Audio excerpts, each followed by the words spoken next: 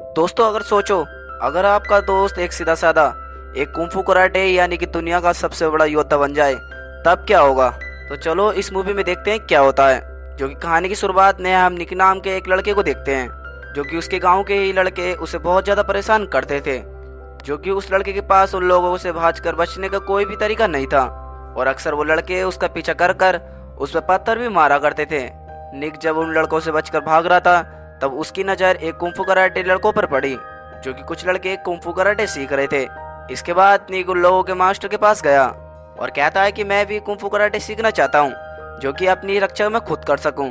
लेकिन मास्टर उसके साफ इरादों के बावजूद भी उसे मार्शल आर्ट नहीं सिखा सकता था, क्योंकि उसके गांव में बच्चों को मार्शल आर्ट सीखना नहीं आता था। तभी तुरंत ही निक के पिता वहां पर आ जाते हैं और निक को वहां से खींच कर ले जाते हैं। और इसके बाद निक के पिता निक को एक साधु के पास ले गए और कहते हैं कि मैं अपने बच्चे को किसी भी तरह का मार्शल आर्ट नहीं सिखाना चाहता। इसलिए वो चाहते थे कि साधु इस बात को उसे समझाए। और उस साधु ने तो उसे मार्शल आर्ट सीखने की ना वजह से उसे मार्शल आर्ट सिखाने के लिए कहा, क्योंकि साधु ये जान चुका था कि निक अपने आप को बचाने के लिए सब कुछ सीखना चाहता है। और ऐसे ही हर दिन उन लड़कों ने उसे दूसरे दिन भी तंग किया। अब उनमें से एक चैट नाम का लड़का भी था, जो कि उसके पिता इस गांव में सबसे बड़े अमीर आदमी थे। और निक इन सभी से परेशान होकर वो अकेले में ही मार्शल आर्ट सीखने लगा। और उसके अंदर इस चीज की काबिलियत थी कि वो चीजों को बहुत जल्दी समझ जाता था। और एक दिन में इतना कुंफू सीख गया कि उसने एक साथ सभी लड़कों को मार डाला। और उस दिन से आज तक निक अपने आप को इतना ज्यादा सुधारने लगा कि कुछ पूछो मत। और जब निक एक दिन बड़ा हो गया, तो चैड ने और उसके दोस्तों ने निक पर फिर से दोबारा से हमला कर दिया, क्योंकि वो अपनी कुछ साल की बीती हुई पिटाई का बदला लेना चाहते थे। और चैड अपनी फौज लेकर आता है और निक जैसे भाग ही रहा था, तो वह उन सबको जंगल में ले जाता है और जंगल में ले जाकर सब पे पिटाई लगाता है। और जब चैड ने अपने घर पर आकर अपने पिता को ये सारी बात बताई, तो इसके पिता ने कहा कि तुमने उसे क्यों मारा, पहले तुम्हारी गलती होगी। और जब निक अच्छा खासा मार्शल आर्ट सीख गया था, तो आसपास के लड़कों से उसे लड़ना पड़ता था, और उसके पिता भी उसके ऊपर पैसे लगाते थे। और दोस्तों, निक के पिता ही नहीं बल्कि चैड के पिता भी उस पर पैसे लगाते थे और काफी पैसे भी जीतते थे। इसलिए उन्होंने चैड से कहा कि निक से दूर रहना, अगर उसे दोबारा से हाथ लगाया तो मुझसे बुरा कोई नहीं होगा। और इस गांव में निक को फाइटर यानी कि इसके साथ साथ उसे पैसा कमाने की मशीन भी कहा जाता था। लेकिन दोस्तों, ये सब उस दिन सब कुछ बदल गया जिस दिन खारू नाम के लड़के से इसकी फाइट हुई, जो कि उस दिन खारू ने निक को बड़ी आसानी से हरा दिया। अब वो लड़ाई के दौरान उसी पानी में गिर गया और वो वहीं पर बेहोश हो गया। और इसके आलसी गांव वालों ने उसे वहीं पर छोड़कर वहां से चले गए। तभी निक को एक शराबी ने पानी से बाहर निकाला, और जब निक को होश आया तो उसने अपने मास्टर के और अपने साथियों के बारे में पूछा। तब शराबी ने समझाया कि उसके हारने की वजह से उन सब के पैसे डूब गए, इसलिए वो सभी लोग उसे गुस्से में वहीं पर छोड़कर चले गए। इसलिए निक को बहुत ज्यादा बुरा लगा, और इसी वजह से ये शराबी कहता है, क्या तुम्हें अच्छी मार्शल आर्ट सीखने के लिए अलग अलग गांव यानी कि अलग अलग स्कूलों में मार्शल आर्ट सीखनी पड़ेगी, तभी तुम अच्छे योद्धा बन पाओगे। और जब उसके मुताबिक उसके गांव में ये टेक्निक सिखाई जाती थी, जो कि बहुत ज़्यादा कमज़ोर थी, जिस वजह से वो उस टेक्निक से ज़्यादा आगे तक नहीं पहुंच पाएगा। और निक ने उस आदमी की बात समझी और वो अपने सफ़र पर निकल पड़ा।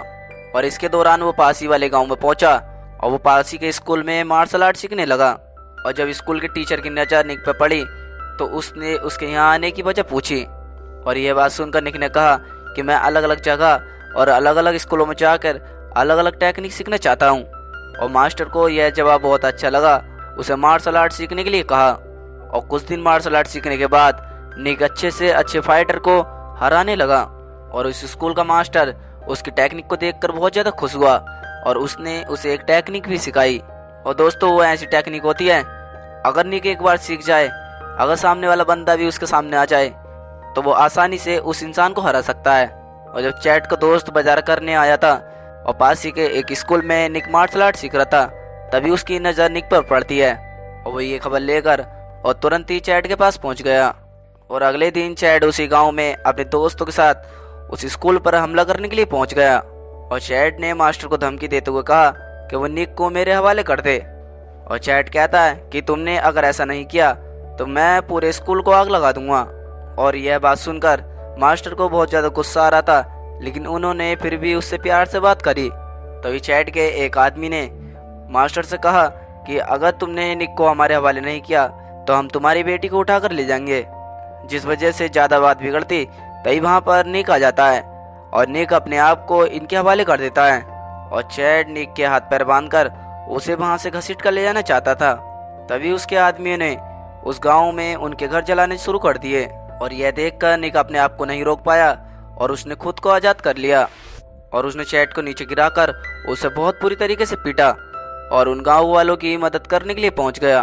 उधर चैड के पास हार मानने से अलावा और कुछ नहीं था, इसलिए वो तुरंत वहां से भाग गया और निक अपने मास्टर से कहता है, अगर मैं यहाँ पर ज़्यादा दिन तक रहा तो मेरी वजह से तुम लोगों को भी तकलीफ हो सकती है। इसलिए उसने यहाँ से निकलकर और कहीं जाने का फैसला किया। और इधर चैड के पिता चैड पर बहुत ज़्यादा गुस्सा कर रहे थे क्योंकि वो निक को वापस लाने में नाकामयाब रहे। चैड ने अपने पिता से डांट खाकर अपने दोस्त के साथ उसी गांव में गया और उनसे कहता है, निक को वहां से भागने की मदद की है, मैं तुम्हें अब नहीं छोड़ूंगा। और जब निक उस जंगल से जा रहा था तब उसकी एक मुलाकात एक लड़के से हुई जिसका नाम था बुंकट, जो कि निक के साथ मिलकर वो भी कुंफू कराटे सीखना चाहता था। इसलिए बुंकट और निक एक गांव में भी गए जो कि उस गांव में एक शो होने वाला था।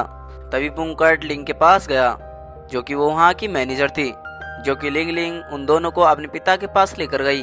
पहले तो उसने उन दोनों को काम करने के लिए मना कर दिया। जब उन दोनों ने कहा कि हम कुछ पैसे देने के लिए तैयार हैं तो उन्होंने पैसों का नाम सुनकर उनके लिए हाँ कर दिया और इसीलिए बुंकट और निक ने पैसे कमाने के लिए उन दोनों ने रात को उस स्टेट पर शो भी किया। और जब अगले दिन बुंकट की आँख खुली तो उसे पता चला कि निक तो वहाँ से रात ही चला गया।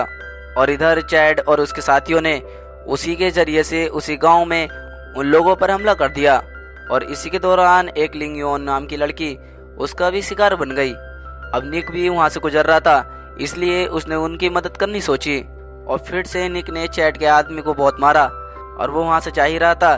तभी उस लड़की ने उसे रोककर एक अपनी सोने की अंगूठी दी और साथ में भी उसे एक घोड़ा गाड़ी दी।